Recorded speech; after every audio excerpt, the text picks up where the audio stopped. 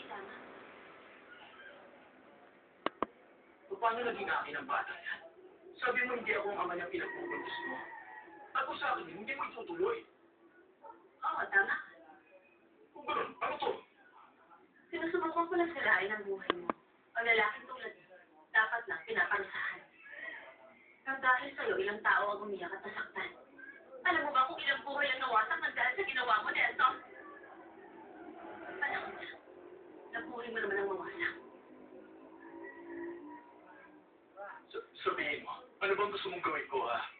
Ha?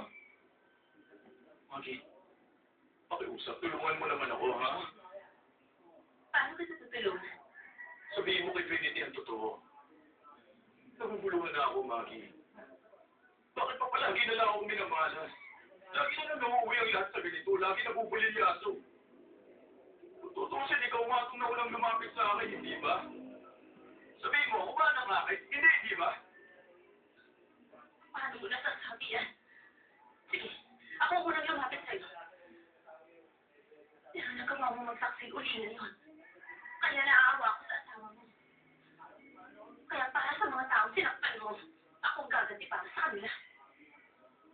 Lahat ba yun? Kasama sa mga plano mo. Ano yan? Voice recorder. Nirecord ko yung pag-uusap natin. Sinabi mo na hindi ko anak yan.